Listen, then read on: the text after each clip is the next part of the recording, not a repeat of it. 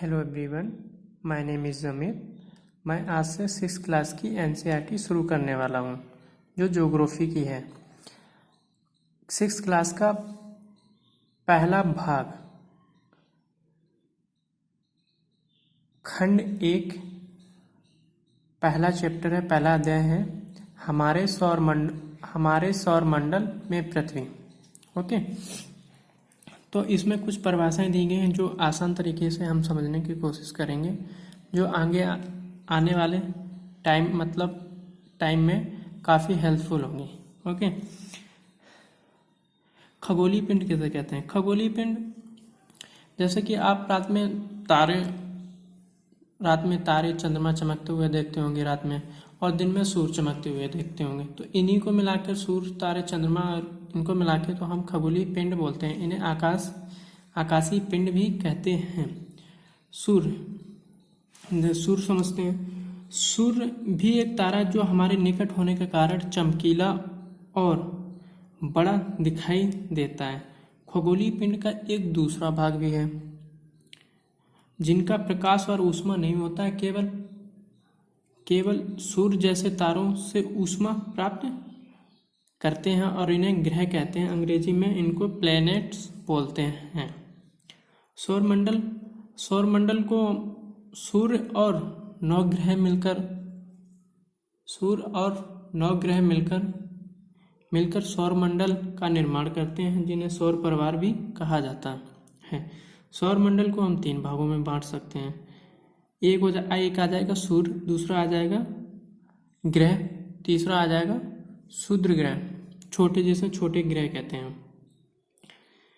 सूर्य ये सबका केंद्र होता है, सौर परिवार के केंद्र में होता है और सबसे बड़ा होता है। हमारी पृथ्वी से तो 10 गुना बड़ा है और दूरी में 15 करोड़ किलोमीटर है। प्रकाश की गति 3 लाख किलोमीटर पर सेकंड है। 8 मिनट में सूर्य का हमारी पृथ्वी पर प्रकाश आता है। तो आप समझ सकते हो कितना हमसे बड़ा है। इसी टाइप से आ जाता है ग्रह। सौर परिवार में 9 ग्रह मिलकर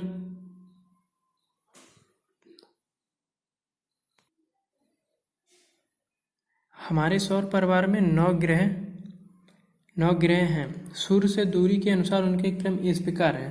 पहले आ जाएगा बुध, आ जाएगा, फिर आ जाता शुक्र, फिर आ जाता पृथ्वी, फिर आ जाता मंगल, फिर बृहस्पति, शनि, यूरेनस, नेपच्यून और प्लूटो। सबसे बड़ा ग्रह हमारे इनमें देखने से पता चलेगा कि सबसे बड़ा ग्रह ये बृहस्पति है। छोटे ग्रह, क्षुद्र ग्रह को देखने से पता चलेगा कि ये मंगल और बृहस्पति की कक्षाओं के बीच में अनेकों लाखों झुंड में होते हैं। ये इनका निर्माण, जब ये जन्म के बाद विस्फोट हो जाने के बाद ये बिखर से जाते हैं। चलो अब कक्षा को समझते हैं। कक्षा सौर परिवार में सभी 9 ग्रह सूर्य की परिक्रमा दीर्घवृत्ताकार पथों में करते हैं, जिन्हें कक्षा कहते हैं। ये परिक्रमा करते हुए उनकी घड़ी की सुइयों के विपरीत दिशा में गति करते हैं।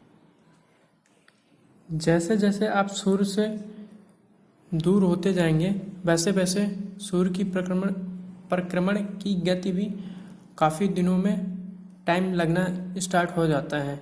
जैसे कि बुध है, वो सूर्य की 88 दिनों में परिक्रमा कर लेता है। वहीं पृथ्वी है जो 365 डे और 6 आवर में पूरा करता है, जिसका आगे चल के एक 4 साल में लीप ईयर बनता है। आप सभी लोग जानते ही होंगे। सूर्य का इतना महत्व होता है कि अगर अपना 10 डिग्री घटा दें तो ठंडे मरुस्थल में बदल जाएगा, अगर 10 डिग्री बढ़ा दें तो उष्ण मरुस्थल में बदल जाएगा। अब चलो पृथ्वी को समझते हैं। पृथ्वी हमारा ग्रह है। सूर्य से दूरी के क्रम में इसका तीसरा स्थान आता है। आकार की दृष्टि में पृथ्वी का 5वां स्थान आता है। यह एक अनोखा ग्रह है क्योंकि इसमें सभी प्रकार का जीवन जीने का लिए होता है। पृथ्वी लगभग एक समान है, लेकिन ध्रुवों पर कुछ चपटी प्रकार दिखाई देती है। सौरमंडल से देखने पर तो हमें पृथ्वी का रंग नीला दिखाई देता है। इसका कारण यह है कि पानी के 71% जो पानी पाया जाता है, इसके कारण हमें पृथ्वी नीला ग्रह दिखाई पड़ता है। इसी प्रकार उपग्रह को देखते हैं। यह भी एक तरीके से सैटेलाइट कहते हैं, अंग्रेजी में इसे सैटेलाइट कहते हैं, जिसका अर्थ होता है साथी या सहचर होता है। जैसे कि सूर्य पृथ्वी सूर्य की परिक्रमा कर रहा है, उसी टाइप से चंद्रमा भी पृथ्वी की परिक्रमा कर रहा है। यह अकेला ग्रह है। अब तक लगभग उपग्रह 172 खोजे जा चुके हैं। बुध और शुक्र को छोड़कर शेष सभी ग्रह के एक या एक से अधिक उपग्रह हैं। उपग्रहों में भी प्रकाश नहीं होता है, इसमें ये सूर्य से भी ऊष्मा प्राप्त करते हैं। चलो अब चंद्रमा को समझने की कोशिश करते हैं। हमारी पृथ्वी का केवल एक ही उपग्रह है, वो सिर्फ और सिर्फ चंद्रमा है। चंद्रमा पृथ्वी के व्यास का लगभग 1/4 है और लगभग चंद्रमा और पृथ्वी की दूरी 3,85,000 किलोमीटर है। चंद्रमा 1.25 सेकेंड में चंद्रमा प्रकाश पहुंचता है।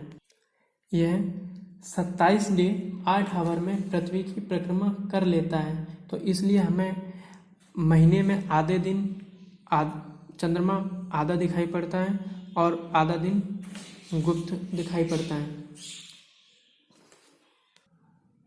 चलो अब ब्रह्मांड को समझते हैं। पृथ्वी हमें इतनी बड़ी दिखाई पड़ती है, मगर सौरमंडल ब्रह्मांड से अगर देखोगे तो पृथ्वी एक छोटे से कण के समान दिखाई पड़ती है। हमारे सौरमंडल में लाखों तारामंडलों को मंदाकिनियां कहते हैं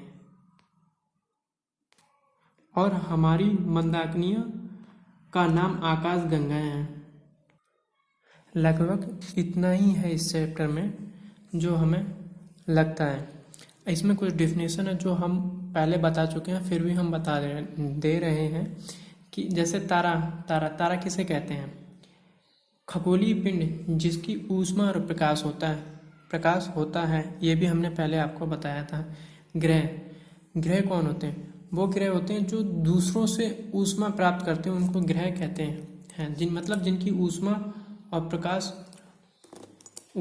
प्रकाश नहीं होता है, उनको हम ग्रह कहते हैं। तो उपग्रह वह खगोलीय पिंड जो एक ग्रह की उसी प्रकार परिक्रमा करता है जिस प्रकार पृथ्वी परिक्रमा करता है। Okay, thank you.